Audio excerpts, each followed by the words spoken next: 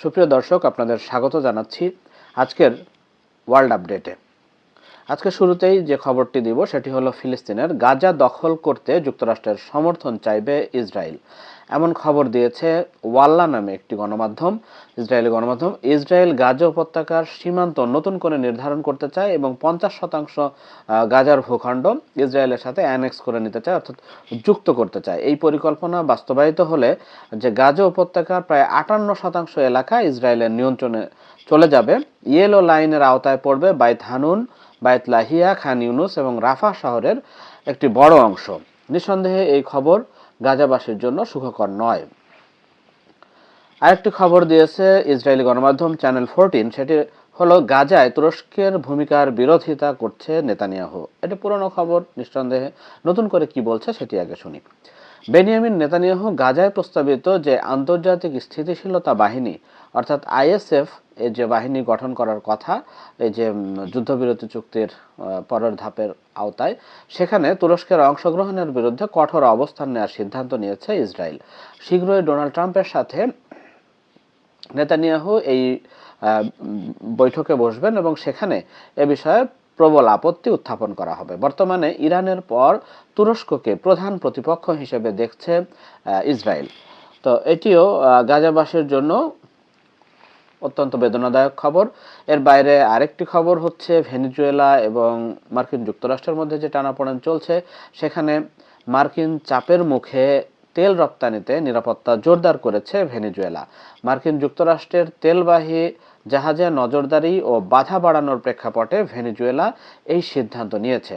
ভেনেজুয়েলার নৌবাহিনীর যে গানবোটগুলো, সেগুলো বর্তমানে তেলবাহী ট্যাঙ্কারগুলোকে ভেনেজুয়েলার আঞ্চলিক জলসীমার শেষ প্রান্ত পর্যন্ত নিরাপত্তা দিচ্ছে।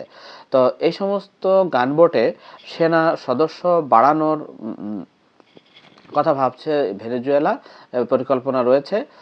আপনারা হয়তো কেউ কেউ জেনে থাকবেন যে ভেনেজুয়েলার তেলের প্রধান ক্রেতা হচ্ছে চীন। ফলে এই যে তেলবাহী জাহাজ জব্দের ঘটনা কয়েকদিন আগেও ঘটেছে, তৃতীয় জাহাজ জব্দের চেষ্টা করেছে মার্কিন যুক্তরাষ্ট্র। তো এই প্রেক্ষাপটেই মূলত এই নিরাপত্তা বাড়ানোর চেষ্টা। এর বাইরে আরেকটি খবর দিয়েছে হচ্ছে দ্য মস্কো টাইমস। তো সেখানে বলা হচ্ছে যে কম বেতন এবং অতিরিক্ত কাজের চাপের কারণে রাশিয়ার রাষ্ট্রীয় ডাক বিভাগ থেকে গত 1 বছরে চাকরি ছেড়েছে প্রায় 40,000 কর্মী।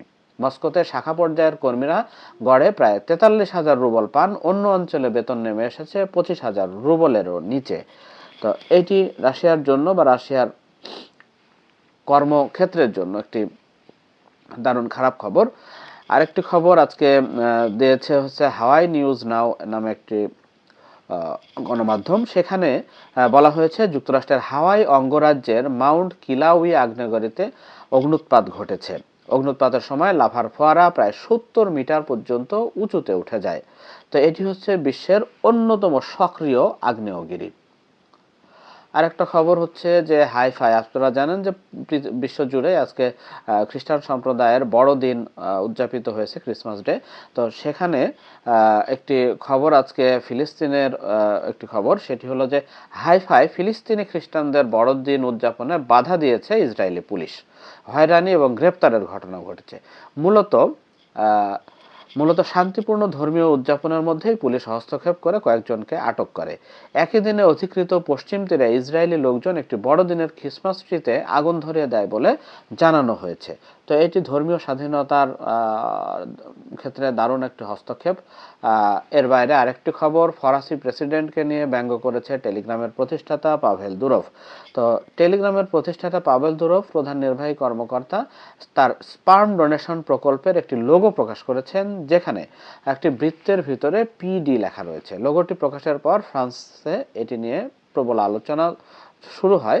একজন ফরাসি মন্তব্যকারী উল্লেখ করেন যে ফরাসি কথ্য ভাষায় পিডি সমকামী বোঝাতে অপমানসূচক গালি হিসাবে ব্যবহার হয়।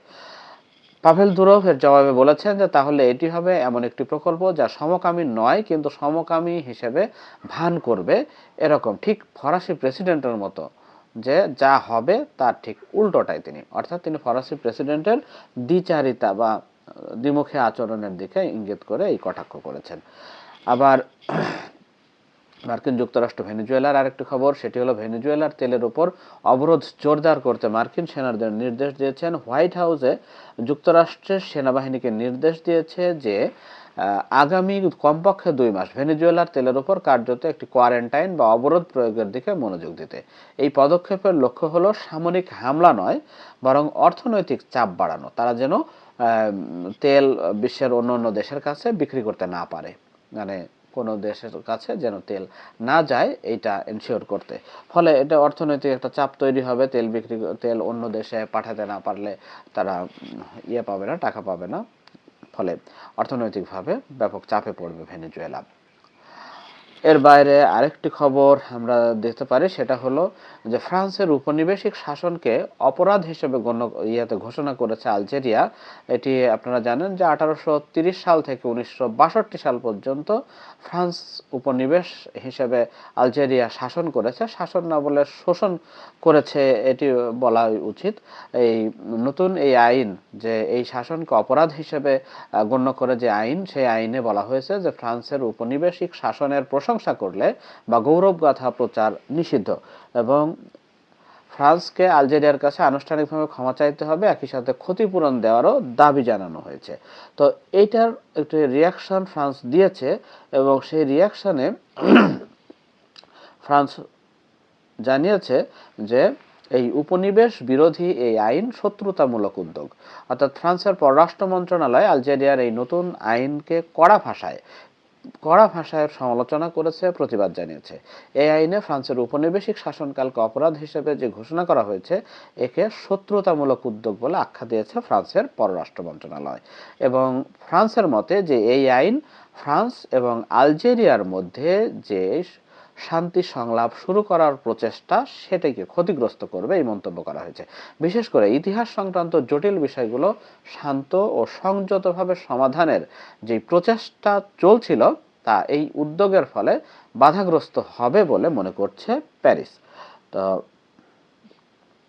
স্বভাবতই ফ্রান্সের সাথে এটা নিয়ে বেশ একটা কার্যবিরোধ লেগে গেছে, এটা বলা যায়।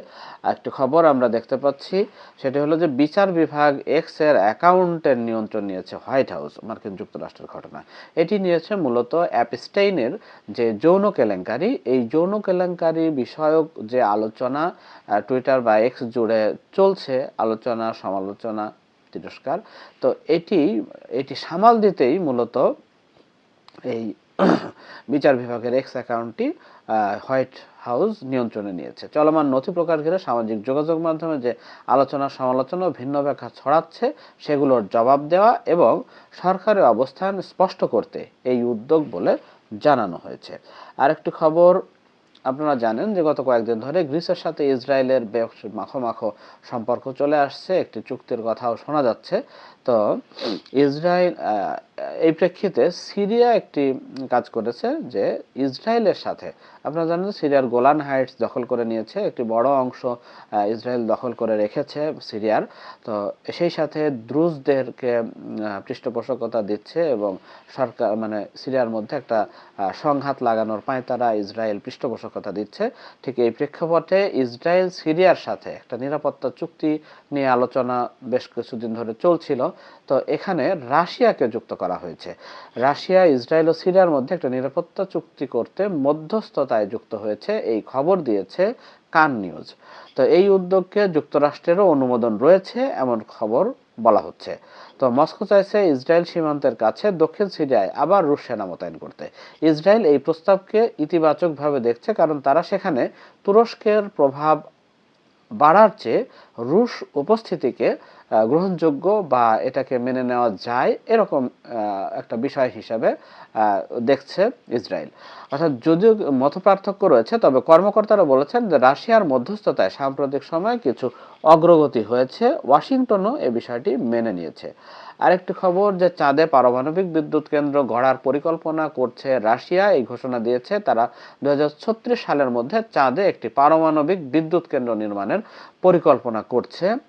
রয়টার্সের খবরে এটি বলা হয়েছে। রাশিয়ার মহাকাশ সংস্থা রসকম এই তথ্য নিশ্চিত করেছে। আপনারা জানেন যে বিশ্ব জুড়েই যে মহাকাশ বিষয়ে যে ধরনের পারমাণবিক বিদ্যুৎ কেন্দ্র বিষয়ে এটা রসকসমস এটি দেখভাল করে। পারমাণবিক বিদ্যুৎ কেন্দ্রটি চন্দ্র কর্মসূচি এবং চীনের সঙ্গে যৌথভাবে গড়ে তোলা গবেষণা ঘাঁটিকে সহায়তা করবে। আর চাঁদে ব্যবহৃত রোভার, বৈজ্ঞানিক যন্ত্রপাতি, দীর্ঘমেয়াদী অবকাঠামো চালানোর জন্য এগুলো বিদ্যুৎ সরবরাহ করবে। তো এই হলো কথা। এর বাইরে আরেকটি খবর, স্পেনে রেস্তোরাঁ থেকে ইসরায়েলিদের বের করে দিয়েছেন মালিক। এমন খবর আমরা দেখতে পাচ্ছি যে স্পেনে রেস্তোরাঁর তীব্র বাকবিতণ্ডার পর একদল ইসরায়েলিকে বের করে দেওয়ার ঘটনা ঘটেছে। এটিও একটি বেশ বিশ্বজুড়ে আলোচনা সমালোচনার ঝড় তুলেছে। একটি খবর আমরা দেখছি, সেটি হলো যে ইরাকের প্রধানমন্ত্রী আল সুদানি ইসরায়েলের সাথে সম্পর্ক স্বাভাবিককরণের বিষয়টি উড়িয়ে দিয়েছেন। তিনি বলেন যে তার দেশের অভিধানে এর কোনো স্থান নেই, অর্থাৎ এ ধরনের আলোচনার কোনো স্থান নেই। একটি সংঘাতের খবর আমরা দেখছি, তাজিকিস্তান আফগানিস্তান সীমান্তে বন্দুকযুদ্ধে 5 জন নিহত হয়েছে। তো এর বাইরে আরেকটি খবর, হন্ডুরাসে প্রেসিডেন্ট নির্বাচনে জয়ী হয়েছেন ডোনাল্ড ট্রাম্পের সমর্থিত প্রার্থী নাসরি আসফুরা। এই আসফুরা পেয়েছেন 40.2% ভোট এবং খুবই মার্জিনাল ভোটে পরাজিত হয়েছেন নাসরাল্লাহ। তিনি পেয়েছেন 39.39 ভোট।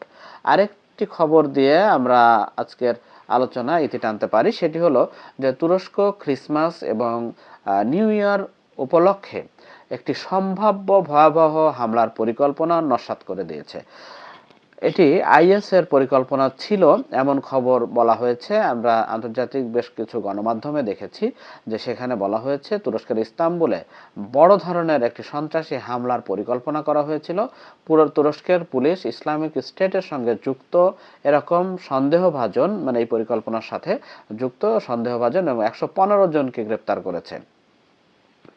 তো 124টি স্থানে পুলিশ অভিযান চালিয়ে অস্ত্র, গুলি এবং তাদের এই পরিকল্পনার নথি জব্দ করেছে। তো পুলিশ বলছে যে এই পরিকল্পনার সাথে যুক্ত 137 জনকে খুঁজছিলেন তারা, তার মধ্যে 115 জনকে গ্রেপ্তার করেছেন। এই খবর দিয়েছে আন্তর্জাতিক গণমাধ্যম। তা আমাদের প্রতিবেশী দেশের একটি খবর, সেটি হলো ভারতের বড় শিল্প গোষ্ঠী রিলায়েন্স কোম্পানি রাশিয়া থেকে তেল ক্রয় অব্যাহত রেখেছে। কারণ রুশ কোম্পানিকে যে নিষেধাজ্ঞা মার্কিন যুক্তরাষ্ট্র দিয়েছিল, তো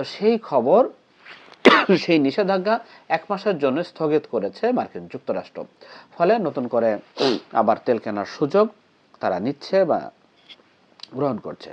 তো আপনারা জানেন যে রাশিয়ার যেই তেল, সেই তেলের প্রবল মার্কিন নিষেধাজ্ঞা, মার্কিন ও পশ্চিমা মিত্র ইউরোপীয় ইউনিয়ন এদের প্রবল নিষেধাজ্ঞার কবলে পড়া রাশিয়া তার প্রধান তেল ক্রেতা হিসেবে পেয়েছে ভারতকে। এটা নিয়ে যুক্তরাষ্ট্রের সঙ্গে বেশ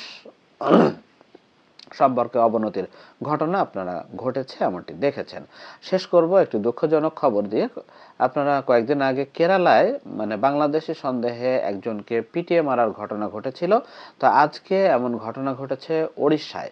সেখানে বাংলাদেশি সন্দেহে পশ্চিমবঙ্গের এক নির্মাণ শ্রমিককে পিটিয়ে হত্যা করা হয়েছে। এই ঘটনায় তার অন্য 2 সহকর্মী আহত হয়ে বর্তমানে হাসপাতালে অবস্থান করছেন। বুধবার রাতে ওই এলাকায় এ ধরনের নির্মম ঘটনা ঘটে। পুলিশ এই মারপিটের সঙ্গে জড়িত, এই হত্যার সঙ্গে জড়িত সন্দেহে ইতিমধ্যে 6 জনকে গ্রেপ্তার করেছে। বিবিসি বাংলার খবরে এই ঘটনায় নিহত ব্যক্তির নাম জুয়েল রানা বলে জানানো হয়েছে। তিনি পশ্চিমবঙ্গের মুর্শিদাবাদ জেলার সুতি অঞ্চলের বাসিন্দা। তিনি মাত্র 5 দিন আগে জীবন জীবিকার সন্ধানে ওড়িশায় কাজে গিয়েছিলেন। তো এটি নিঃসন্দেহে একটি দুঃখজনক ঘটনা। এটি একই সঙ্গে বাংলাদেশিদের সম্পর্কে ভারতের কি মনোভাব সেটিও প্রতিষ্ঠিত করে বা সেটিরও ইঙ্গিত বহন করে, স্পষ্ট করে। আজকের মতো আপনাদের এখানেই শেষ করছি। আপনাদের সঙ্গ পেলে এবং মন্তব্য পেলে আমি খুশি হব। আর আপনারা নিয়মিতভাবে এই চ্যানেল অনুসরণ করতে থাকুন। আপনাদের জ্ঞাতার্থে জানাই যে এই চ্যানেলে সারাদিনে পুরো পৃথিবীতে ঘটে যাওয়া ঘটনাগুলোর উল্লেখযোগ্য অংশ আপনাদের জানাবো।